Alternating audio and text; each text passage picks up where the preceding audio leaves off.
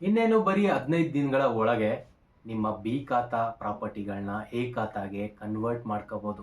ಇದರ ಅರ್ಥ ಅಂದರೆ ಇನ್ನೇನು 2 ವಾರಗಳಲ್ಲಿ ಆನ್ಲೈನ್ ಪೋರ್ಟಲ್ನ ಓಪನ್ ಮಾಡ್ತಾ ಇದ್ದಾರೆ. ನೀವು ಯಾವುದೇ BBMP ಆಫೀಸ್ ಅಥವಾ ಕಾಂಪಿಟೇಟಿವ್ ಆಫೀಸ್ಗೆ ಹೋಗಿ ಅಪ್ಲೈ ಮಾಡೋ ಅವಶ್ಯಕತೆ ಇಲ್ಲ. ಆನ್ಲೈನಿಂದನೇ ಮನೆಯಲ್ಲೇ ಕುತ್ಕೊಂಡು ನೀವು ಅಪ್ಲೈ ಮಾಡ್ಬೋದು. ಹೇಗೆ ಅಂತ ಈ ವಿಡಿಯೋದಲ್ಲಿ ತಿಳಿಸ್ಕೊಡ್ತೀನಿ. ನಮಸ್ಕಾರ ಎಲ್ರಿಗೂ. ಇವತ್ತಿನ ನಮ್ಮ ವಿಡಿಯೋದಲ್ಲಿ ನಮ್ಮ ಬೆಂಗಳೂರು ಮತ್ತು ಕರ್ನಾಟಕದಾದ್ಯಂತ ಬಿ ಖಾತಾ ಪ್ರಾಪರ್ಟಿಗಳಿಗೆ ಎ ಖಾತಾ ಕನ್ವರ್ಷನ್ ಮಾಡೋದ್ರ ಬಗ್ಗೆ ಲೇಟೆಸ್ಟ್ ಅಪ್ಡೇಟ್ ತಿಳಿಸ್ಕೊಡ್ತಾ ಇದ್ದೀನಿ. ಇದು ನಿಮ್ಮ ಪ್ರಾಪರ್ಟಿಗಳಿಗೆ ತುಂಬಾನೇ ಇಂಪಾರ್ಟೆಂಟ್ ಅಪ್ಡೇಟ್ ಆಗುತ್ತೆ. ಈ ವಿಡಿಯೋನ ಕೊನೆವರೆಗೂ ನೋಡೋದಕ್ಕೆ ಟ್ರೈ ಮಾಡಿ. ಜುಲೈ 25ರಂದು ಕ್ಯಾಬಿನೆಟ್ ಒಂದು ದೊಡ್ಡ ನಿರ್ಣಯ ತೆಗೆದುಕೊಂಡಿದೆ. ಸೆಪ್ಟೆಂಬರ್ 30ಕ್ಕೂ ಮುಂಚೆ ಇಶ್ಯೂ ಆಗಿರೋ ಎಲ್ಲ ಬಿ ಖಾತಾ ಪ್ರಾಪರ್ಟಿಗಳನ್ನ ರೆಗ್ಯುಲೈಸ್ ಮಾಡಿ ಎ ಖಾತಾ ಇಶ್ಯೂ ಮಾಡೋದ್ರ ಬಗ್ಗೆ ದೊಡ್ಡ ನಿರ್ಣಯ ತೆಗೆದುಕೊಂಡಿದ್ದಾರೆ. ಇದರ ಅರ್ಥ ಅಂದರೆ ಇನ್ಮೇಲಿಂದ ನಿಮ್ಮ ಪ್ರಾಪರ್ಟಿಗೆ ಲೀಗಲ್ ರೆಕಗ್ನೈಸೇಷನ್ ಸಿಗುತ್ತೆ. ಇದರಿಂದ bank loan, sale deed, occupancy certificate, licensing ಎಲ್ಲವೂ ಸುಲಭವಾಗಲಿದೆ. ಆದರೆ ಇದರಲ್ಲಿ ಕೆಲವು ಪ್ರಾಪರ್ಟಿಗಳು ಕವರ್ ಆಗೋದಿಲ್ಲ. ವೇಕೆಂಟ್ ಪ್ಲಾಟ್ಸ್ ಅಂದರೆ ಖಾಲಿ ಜಾಗ, ಇಲ್ಲಿಗಲ್ ಬಿಲ್ಡಿಂಗ್ಸ್, ಅಕ್ರಮವಾಗಿ ಕಟ್ಟಿರುವಂಥ ಬಿಲ್ಡಿಂಗ್ಸ್ ಅಂದರೆ ನೀವು ಕೆರೆ ಹತ್ರ ಆ ಒಂದು ಬಫರ್ ಝೋನಲ್ಲಿ ಕಟ್ಟಿರುವಂಥ ಪ್ಲಾಟ್ಸ್ ಕವರ್ ಆಗೋದಿಲ್ಲ. ನಾನ್ ಕನ್ವರ್ಟೆಡ್ ಪ್ರಾಪರ್ಟೀಸ್ ಅಥವಾ ನಾನ್ ಅಪ್ರೂವ್ಡ್ ಬಿಲ್ಡಿಂಗ್ಸ್ ಅಂದರೆ ನೀವು ಯಾವುದೇ ಪ್ಲಾನ್ ಅಪ್ರೂವಲ್ ತೆಗೆದುಕೊಳ್ಳದೆ ಕಟ್ಟಿರುವಂಥ ಬಿಲ್ಡಿಂಗ್ಸ್ ಈ ಒಂದು ರೆಗ್ಯುಲೈಸೇಷನಲ್ಲಿ ಕವರ್ ಆಗೋದಿಲ್ಲ. ಇದಕ್ಕೆ ಕಾರಣ ಅಂದರೆ ಅಕ್ರಮ ಸಕ್ರಮ ಸ್ಕೀಮ್ನ ಸಸ್ಪೆಂಡ್ ಮಾಡಿದ್ದಾರೆ.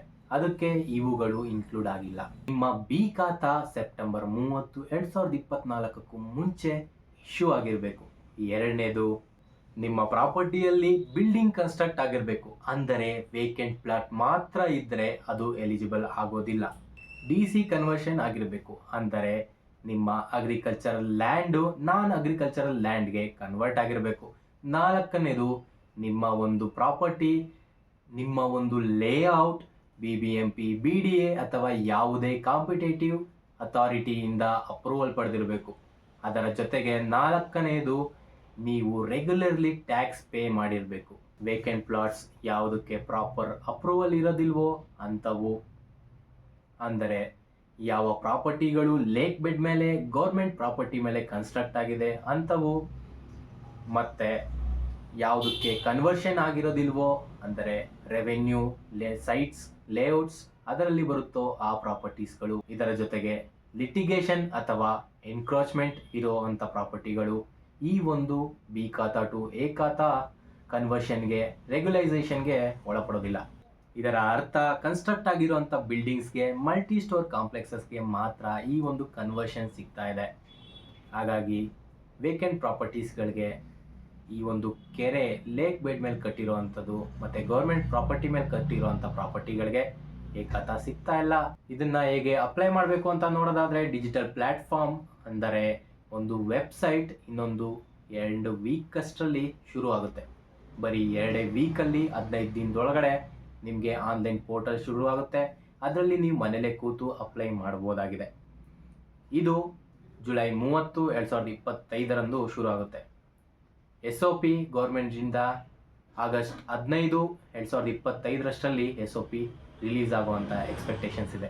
DCM ಶಿವಕುಮಾರ್ ಅವರು ಮೆಗಾ ಖಾತಾ ಡ್ರೈವ್ನ ಅಕ್ಟೋಬರ್ 15ರಿಂದ ಶುರು ಮಾಡ್ತಾರೆ. ಇದು ನವೆಂಬರ್ 1ರವರೆಗೂ 2025ನೇ ಇಸ್ವಿಲಿ ನವೆಂಬರ್ 1ನೇವರೆಗೂ ಇದು ನಡೆಯುತ್ತೆ. ಇದರಲ್ಲಿ ಅಫಿಷಿಯಲ್ಸು ಡೋರ್ ಟು ಡೋರ್ ಬಂದು ಖಾತಾದ ಒಂದು ಗೈಡ್ಲೈನ್ಸ್ ಅದ್ರ ಬಗ್ಗೆ ಎಕ್ಸ್ಪ್ಲೇನ್ ಮಾಡೋವಂಥದ್ದು ಅನ್ನೋದೊಂದು ನಡೆಯುತ್ತೆ ಅಂತ ಹೇಳ್ತಾ ಇದ್ದಾರೆ. ಇದು ಯಾವ ರೀತಿ ಮಾಡ್ತಾರೆ ಅನ್ನೋದು ಸ್ವಲ್ಪ ಕನ್ಫ್ಯೂಷನ್ ಇದೆ ನನಗಾದರೆ. ಯಾಕೆ ಅಂದರೆ BBMP ಲಿಮಿಟಲ್ಲೂ door by door step delivery ಅಂತ ಮಾಡಿದ್ರು. ಅಂದರೆ ಮನೆಗೆ ಬಂದು ಖಾತಾ ಕೊಡ್ತೀವಿ ಅಂತ. ಅದು ಏನು ಅಷ್ಟೊಂದು ಯಶಸ್ವಿ ಆಗಲಿಲ್ಲ. ಮತ್ತು ಅವರೊಂದು ಕಾಂಟ್ಯಾಕ್ಟ್ ನಂಬರ್ಗಳು ಕೊಟ್ಟಿದ್ರು. ಆ ಕಾಂಟ್ಯಾಕ್ಟ್ ನಂಬರ್ಗೆ ಫೋನ್ ಮಾಡಿ ನಿಮ್ಮ ಡಾಕ್ಯುಮೆಂಟ್ಸ್ ಕೊಟ್ಟರೆ ಖಾತಾನ ನಿಮ್ಮ ಮನೆಗೆ ತಂದು ಕೊಡುವಂಥ ಕೆಲಸ ಮಾಡ್ತಿದ್ರು.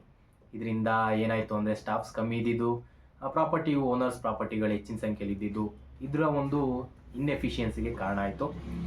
ಇವರು ಹೇಳ್ತಾ ಇರೋ ಪ್ರಕಾರ ಅಕ್ಟೋಬರ್ 30 ಅಲ್ಲಿಂದ ನವೆಂಬರ್ 1ರವರೆಗೂ ಮೆಗಾ ಖಾತಾ ಡ್ರೈವ್ ಮಾಡ್ತೀವಿ ಅಂತ ಆದರೆ ಹೇಳ್ತಾ ಇದ್ದಾರೆ. ನೋಡೋಣ ಇದೇನಾಗುತ್ತೆ ಅಂತ. ನಮ್ಮ ಒಂದು ವಾಟ್ಸಪ್ ಚಾನಲ್ ಮಾಡಿದ್ದೀವಿ, ಅದು ಲಿಂಕು ಡಿಸ್ಕ್ರಿಪ್ಷನಲ್ಲಿ ಇರುತ್ತೆ. ಅದರ ಲಿಂಕು ಡಿಸ್ಕ್ರಿಪ್ಷನ್ನಲ್ಲಿ ಇರುತ್ತೆ. ನೀವು ಅದ್ರ ಮೇಲೆ ಕ್ಲಿಕ್ ಮಾಡೋದ್ರ ಮೂಲಕ ರಿಕ್ವೆಸ್ಟ್ ಕಳಿಸ್ಬೋದು. ನಾನು ರಿಕ್ವೆಸ್ಟ್ನ ಎಕ್ಸೆಪ್ಟ್ ಮಾಡ್ತೀನಿ. ಕನ್ವರ್ಷನ್ ಚಾರ್ಜಸ್ ಮತ್ತು ಫೀಸ್ ಸ್ಟ್ರಕ್ಚರ್ನ ನೋಡೋಣ. BBMP ಬಂದು 2% ಚಾರ್ಜ್ ಮಾಡುತ್ತೆ ಎಲ್ಲ ಸ್ಟ್ಯಾಂಪ್ ಡ್ಯೂಟಿ ಮೇಲೆ.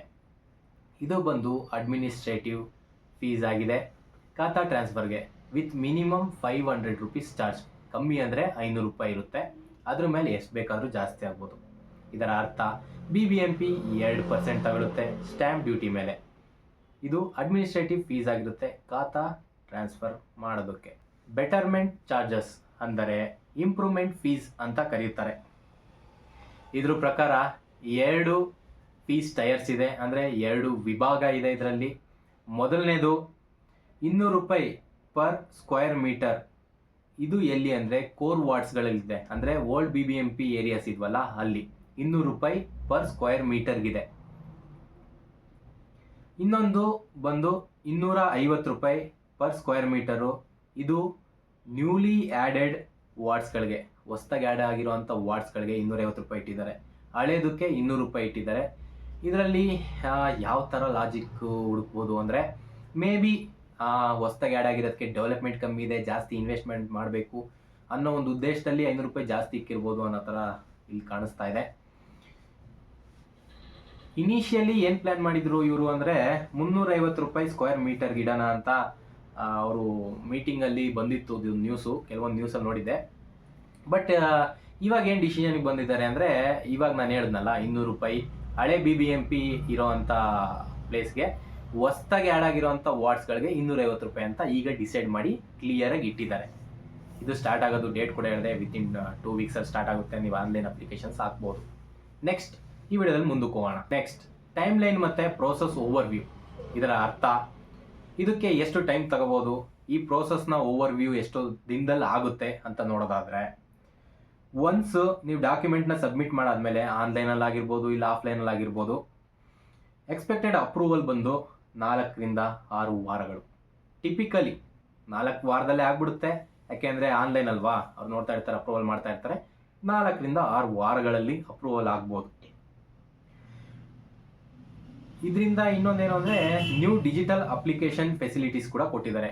ಅಂದರೆ ನಾನು ಹೇಳಿದ್ನಲ್ಲ ಆಗಲೇ, ವೆಬ್ಸೈಟ್ ಲಾಂಚ್ ಮಾಡ್ತಾ ಇದ್ದಾರೆ ಇನ್ನೊಂದು 15 ದಿನದೊಳಗಡೆ ಅಂತ. ಅದು ಡಿಜಿಟಲ್ ಅಪ್ಲಿಕೇಶನ್ ಫೆಸಿಲಿಟೀಸ್ನ ಕೊಡ್ತಾ ಇದ್ದಾರೆ. ಫಿಸಿಕಲಾಗಿ ವಿಸಿಟ್ ಮಾಡೋವಂಥ ಅವಶ್ಯಕತೆ ಇಲ್ಲ. ಎಲಿಜಿಬಲ್ ಪ್ಲಾಟ್ಸ್ ಮತ್ತು ಬಿಲ್ಡಿಂಗ್ಸ್ಗಳಿಗೆ ನೀವು ಆನ್ಲೈನಲ್ಲೇ ಅಪ್ಲಿಕೇಶನ್ಸ್ ಹಾಕಿ ಆನ್ಲೈನಲ್ಲೇ ನೀವು ಕನ್ವರ್ಷನ್ನ ಪಡ್ಕೋಬೋದು. ಇನ್ನೊಂದು, ನಾನು ಆಗಲೇ ಹೇಳಿದೆ ನಿಮಗೆ 200 ರೂಪಾಯಿ ಪರ್ ಸ್ಕ್ವೇರ್ ಮೀಟರ್ ಅಂತ. ನೀವು ಜಸ್ಟ್ ಇಮ್ಯಾಜಿನ್ ಮಾಡ್ಕೊಳ್ಳಿ, 1200 ಅಡಿ ಒಂದು ಸೈಟ್ ಬರುತ್ತೆ. ಅಲ್ಲಿಗೆ 100 ರೂಪಾಯಿ ಅಂದ್ಕೊಂಡ್ರು ಏನಿಲ್ಲ ಅಂದರೂ 1 ಲಕ್ಷ ಆಗುತ್ತೆ. 1 ಲಕ್ಷ ಚಿಲ್ಲರೆ ಬರುತ್ತೆ. ಹಾಗಾಗಿ ಸ್ವಲ್ಪ ರೇಟ್ ಜಾಸ್ತಿನೇ ಇದೆ. ನೀವು ಆ ಅಮೌಂಟ್ನ ಹೊಂದಿಸ್ಕೊಂಡು ಇಟ್ಕೊಂಡಿರಿ. ಇವಾಗಲೇ ಬಿಟ್ಟಿದ ತಕ್ಷಣ ನೀವು ಅಪ್ರೂವ್ ಹಾಕ್ಬಿಟ್ಟು ನೀವು ಖಾತಾ ಕನ್ವರ್ಷನ್ ಮಾಡ್ಕೊಳ್ಳಿ. ಯಾಕೆಂದರೆ ಇದು 1 ಟೈಮ್ ಸೆಟಲ್ಮೆಂಟ್. ಇದು ತುಂಬ ವರ್ಷಗಳಾದಮೇಲೆ ಖಾತಾ ಕನ್ವರ್ಷನಿಗೆ ಕೊಡ್ತಾ ಇದ್ದಾರೆ.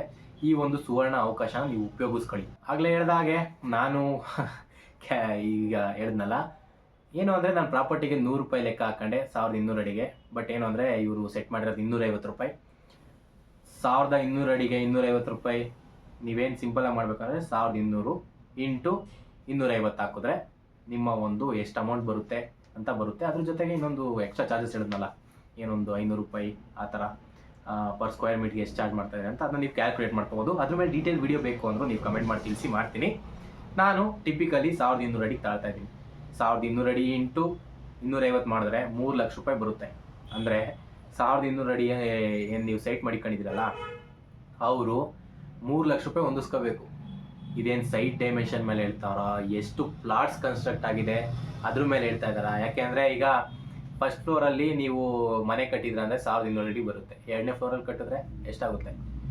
2400 ಅಡಿ.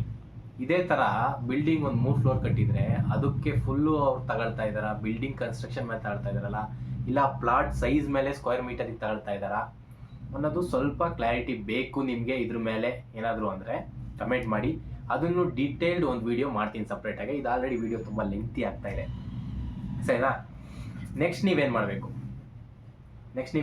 ಅಂತ ನೋಡೋದಾದರೆ, ನಿಮ್ಮ ಬಿ ಖಾತಾ ಇಶ್ಯೂ ಮಾಡಿದಾರಲ್ಲ, ಅದ್ರ ಎಲಿಜಿಬಿಲಿಟಿ ಚೆಕ್ ಮಾಡಬೇಕು ಅಂದರೆ ಸೆಪ್ಟೆಂಬರ್ 30ಕ್ಕಿಂತ ಮುಂಚೆ ನಿಮ್ಮದು ಬಿ ಖಾತಾ ಇಶ್ಯೂ ಆಗಿದೆಯಾ, ಸೆಪ್ಟೆಂಬರ್ 30, 2024 ಮುಂಚೆ ನಿಮ್ಮ ಬಿ ಖಾತಾ ಇಶ್ಯೂ ಆಗಿದೆಯಾ ಅಂತ ಚೆಕ್ ಮಾಡ್ಕೊಳ್ಳಿ. ಮತ್ತು ನಿಮ್ಮ ಡಾಕ್ಯುಮೆಂಟ್ಸ್ಗಳನ್ನ ಆರ್ಗನೈಸ್ ಮಾಡ್ಕೊಳ್ಳಿ. Sale deed, tax receipt, DC conversion certificate, EC, layout structure ಇಷ್ಟನ್ನೂ ಹೊಂದಿಸ್ಕೊಳ್ಳಿ. ಅದಾದಮೇಲೆ ಡಿಜಿಟಲ್ ಪ್ಲ್ಯಾಟ್ಫಾರ್ಮ್ ಲಾಂಚ್ ಆಗೋವರೆಗೂ ಸ್ವಲ್ಪ ಕಾಯಿರಿ. ಯಾಕೆಂದರೆ ಇನ್ನೇನು ನನ್ನ ಪ್ರಕಾರ 15 ಡೇಸ್ ಒಳಗಡೆ ಲಾಂಚ್ ಆಗುತ್ತೆ 100%. ಯಾಕೆಂದರೆ ನಮ್ಮ ವಾಟ್ಸಪ್ ಗ್ರೂಪಲ್ಲಿ ಒಬ್ರು ಇದ್ದಾರೆ, ಆ ಒಂದು ಡ್ರೈವ್ಗೆ ಹೋಗಿದ್ದಂಥವ್ರು, ಅವರು ಕೂಡ ಕನ್ಫರ್ಮ್ ಮಾಡಿದ್ದಾರೆ 15 ಡೇಸಲ್ಲಿ 100% ಬಂದೇ ಬರುತ್ತೆ ಅಂತ. ನೀವು ಬೇಕಾದರೆ ಆ ಗ್ರೂಪ್ ಜಾಯ್ನ್ ಆಗಿ, ನಿಮಗೂ ಕರೆಂಟ್ ತುಂಬ ವೇಗವಾಗಿ ಇನ್ಫಾರ್ಮೇಷನ್ ಸಿಗುತ್ತೆ. ಅದ್ರ ಜೊತೆಗೇ ಸಿಟಿಸನ್ ಸರ್ವಿಸ್ ಪೋರ್ಟಲ್ಲು ಲೈವ್ ಆಗುತ್ತೆ.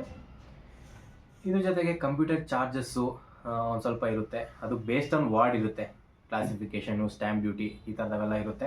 ಅದೊಂದು ಸ್ವಲ್ಪ ಎಕ್ಸ್ಟ್ರಾ ಚಾರ್ಜಸ್ ಆಗ್ಬೋದು. ಒಂದು 5,000 10,000 ಎಕ್ಸ್ಟ್ರಾ ಇಟ್ಕೊಂಡಿರಿ, safer side. October 25 BBMP officially assist ಮಾಡುತ್ತೆ. ನೀವು ಇವಾಗ ಏನಾದರೂ ಒಂದು ಸ್ವಲ್ಪ ಅಷ್ಟೊಂದು ಅರ್ಜೆಂಟ್ ಆಗಲಿಲ್ಲ, ಅಮೌಂಟ್ ಹೊಂದಿಸ್ಕೊಳಕ್ಕಾಗಲಿಲ್ಲ ಅಂದರೆ ಸೆಪ್ಟೆಂಬರ್ 2025 ಅಂದರೆ ಇದೇ ವರ್ಷದಲ್ಲಿ ಅಕ್ಟೋಬರಲ್ಲಿ, ಕ್ಷಮೆ ಇರಲಿ, ಸೆಪ್ಟೆಂಬರ್ ಅಂತ ಹೇಳ್ತಾ ಇದ್ದೀನಿ, ಅಕ್ಟೋಬರ್ 2025 ಇದೇ ವರ್ಷದಲ್ಲಿ BBMPನೇ ಅಸಿಸ್ಟ್ ಮಾಡುತ್ತೆ. ನಿಮ್ಮ ಪ್ರಾಪರ್ಟಿ ಹತ್ರಕ್ಕೆ ಬಂದು ಹೇಗೆ ಮಾಡಬೇಕು ಅನ್ನೋದ್ರ ಬಗ್ಗೆ ಫುಲ್ ಗೈಡೆನ್ಸ್ ಕೊಡುತ್ತೆ. ಇನ್ನೂ ನಿಮ್ಗೆ ಅದಕ್ಕೆ ಮುಂಚೆನೇ ಇನ್ಫಾರ್ಮೇಷನ್ ಬೇಕು ಅಂದರೆ ನನಗೆ ಕಮೆಂಟ್ ಮಾಡಿ ತಿಳಿಸ್ಕೊಡೋವಂಥ ಏನದು ಪ್ರಯತ್ನ ನಾನು ಮಾಡ್ತೀನಿ. ಅದ್ರ ಜೊತೆಗೆ ಇನ್ನೇನು ಡಾಕ್ಯುಮೆಂಟ್ಸ್ ಎಲ್ಲ ಪ್ರಿಪೇರ್ ಮಾಡ್ಕೊಳ್ಳಿ, ರೆಡಿಯಾಗಿರಿ. ಖಾತಾ ಬಿಡ್ತಾರೆ, ಬಿಟ್ಟಿದ ತಕ್ಷಣ ಖಾತಾ ಮಾಡಿಸ್ಕೊಬಿಡಿ. ನೋಡಿ ಯಾವ ಥರ ಇಡ್ತಾ ಇದ್ದಾರೆ ಅಂತ. ಯಾಕೆ ಅಂದರೆ ಅದು ಬಿಲ್ಡಿಂಗ್ ಮೇಲೆ ಮಾಡ್ಕೊಂಡು ಹೋದರೆ ಹತ್ತತ್ರ ಫಸ್ಟ್ ಫ್ಲೋರ್ಗೆ 3 ಲಕ್ಷ ಆದರೆ, ನೀವೊಂದು ಎಷ್ಟು ಗ್ರೌಂಡು G+3 ಕಟ್ಟಿದ್ದೀರಾ ಅಂದರೆ ಅಲ್ಲಿಗೆ ಎಷ್ಟಾಯಿತು? 4 ಆಯಿತು. 3, 6, 9, 12 ಲಕ್ಷ ಬೇಕಾಗ್ಬೋದು. ಅದೇ ಒಂದು ಲ್ಯಾಂಡ್ ಡೈಮೆನ್ಷನ್ ಮೇಲೆ ಇಟ್ಟಿದ್ದಾರಾ ಏನು ಅಂತ ನೀವು ಕಮೆಂಟ್ ಮಾಡಿದ್ರೆ ವೀಡಿಯೋ ಮಾಡ್ತೀನಿ. ಯಾಕೆಂದರೆ ನೀವು ಕಮೆಂಟ್ ಮಾಡಿ ನನ್ನ ವೀಡಿಯೋಗೆ ಒಳ್ಳೆ ವ್ಯೂಸ್ ಬಂದರೆ ನನಗೂ ಮೋಟಿವೇಶನ್ ಇರುತ್ತೆ, ನಿಮ್ಗೆ ಒಳ್ಳೆ ಕ್ವಾಲಿಟಿ ಕಂಟೆಂಟ್ನ ನಿಮ್ಮ ಹತ್ರ ತಲುಪಿಸ್ಬೇಕು ಅಂತ. ಮತ್ತು ಗ್ರೂಪ್ ಬಗ್ಗೆ ಮರಿಬೇಡಿ, ಗ್ರೂಪ್ ಡಿಸ್ಕ್ರಿಪ್ಷನಲ್ಲಿ ಹಾಕಿದ್ದೀನಿ, ಜಾಯ್ನ್ ಆಗಿ ನಿಮ್ಮ ಕಾಂಟ್ರಿಬ್ಯೂಷನ್ನ ಕೊಡಿ ಅಂತ ನಾನು ಕೇಳ್ಕೊಡ್ತೀನಿ ನಿಮ್ಮನ್ನ. ಲಾಸ್ಟ್ ಬಟ್ ನಾಟ್ ಲೀಸ್ಟ್, ಈ ವಿಡಿಯೋ ನಿಮ್ಗೇನಾದರೂ ಇಷ್ಟ ಆಗಿದ್ರೆ ಈ ವಿಡಿಯೋ ಲೈಕ್ ಮಾಡಿ, ಶೇರ್ ಮಾಡೋದನ್ನ 100% ಮರಿಬೇಡಿ. ಯಾಕೆ ಅಂದರೆ ಸಬ್ಸ್ಕ್ರೈಬ್ ಮಾಡಿ ಇಟ್ಕೊಂಡಿದ್ರೆ ನಿಮ್ಮ ಹತ್ರ ರೀಚ್ ಆಗೋದಕ್ಕೆ ತುಂಬ ಈಸಿ ಆಗುತ್ತೆ. ನನ್ನ ವೀಡಿಯೋಸ್ಗೆ ಒಳ್ಳೊಳ್ಳೆ ವ್ಯೂಸ್ ಬರ್ತಾ ಇದೆ, ನಿಮ್ಗೆ ಒಳ್ಳೊಳ್ಳೆ ಇದೇ ಥರ ಕ್ವಾಲಿಟಿ ಇರೋ ಕಂಟೆಂಟ್ನ ತಲುಪಿಸೋಕೆ ನನಗೆ ತುಂಬ ಖುಷಿಯಾಗುತ್ತೆ. ಮತ್ತೆ ನೆಕ್ಸ್ಟ್ ವಿಡಿಯೋದಲ್ಲಿ ಸಿಗೋಣ. ಅಲ್ಲಿವರೆಗೂ ಬಾಯ್.